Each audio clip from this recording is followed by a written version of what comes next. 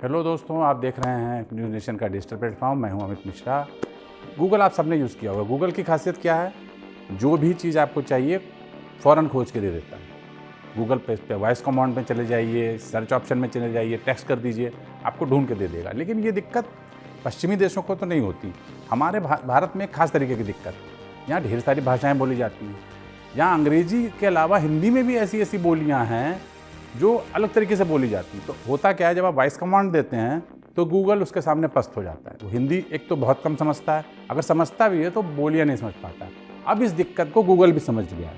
उसने इस समस्या को निपटाने के लिए तरह तरह की भाषाओं को अलग अलग तरीकों के सिस्टम में फीड किया। उससे भी मामला बना नहीं। करोड़ों लोगों वाले इस देश में सबका बोलने का अपना ही तरीका है। गूगल पस्त हो चुका है, उसके पास अब एक ही तरीका बचा है। वो तरीका है एआई को और स्मार्ट बनाया जाए। गूगल ने सोमवार यानी 19 दिसंबर को भाषा को लेकर एक नया एआई प्रोजेक्ट की शुरुआत की घोषणा की। इस प्रोजेक्ट का नाम रखा गया है वाणी। इस प्रोजेक्ट में गूगल ने भारत के प्रीमियर संस्थान Indian institute of sciences Bangalore के साथ हाथ मिलाया। प्रोजेक्ट में गूगल भारत के 773 जिलों में जाकर वहाँ की बोली का डेटा कलेक्ट करेगा। अलग अलग तरीके की हर भाषा की बोलियाँ उसमें फीड की जाएंगी। गूगल इंडिया में director of research Manish Gupta का कहना है कि हम भाषा के हिसाब से डेटा जमा नहीं कर रहे हैं, हम इसे अलग अलग तरह से इस तरह कर रहे हैं कि हर क्षेत्र के हिसाब से डेटा कलेक्ट हो।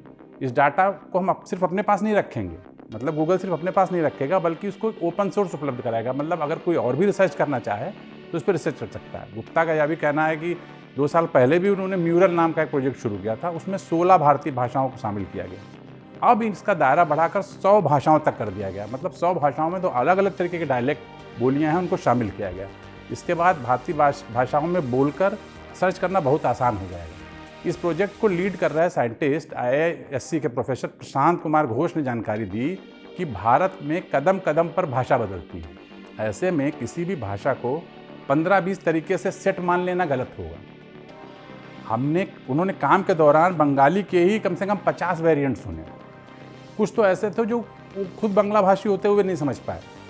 ऐसे में ये मशीन से उम्मीद करना बेकार है कि वो सारी डायलेक्ट और सारी भाषाएं उनको बोलने का तरीका समझ लेगा। ऐसे में एआई को बेहतर तरीके से काम करने के लिए ज़रूरी है कि उसके भाषा का खूब सारे वेरिएंट उसमें डाले जाएं।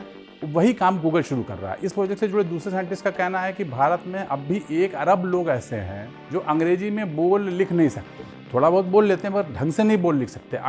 अगर उन्हें अपनी मूल भाषा में कंप्यूटर में बातचीत करने का मौका मिले तो देश की आर्थिक तस्वीर बदल सकती है। वो ढेर सारी चीज़ें सर्च कर सकते हैं, उनको ढेर सारे आइडियाज़ आ सकते हैं। और यह सिर्फ भाषा ही नहीं, गूगल अब खेती के मामले में भी नए नए इनोवेशन की बात कर रहा है। गूगल एक ऐसा मॉडल बनाने पर काम कर रहा है जिससे किसान को पहले ही पता चल जाएगा कि खेत में फसल कितनी होगी। उसे यह भी पता चल जाएगा कि ज़मीन की कीमत कितनी है उसकी। ऐसा होने पर जब किसान बैंक में लोन लेने के लिए जाएगा तो उसको अपने एसेट के बारे में पूरी जानकारी होगी। इस योजना का पायलट प्रोजेक्ट भी शुरू हो चुका है, तेलंगाना में शुरू हुआ है।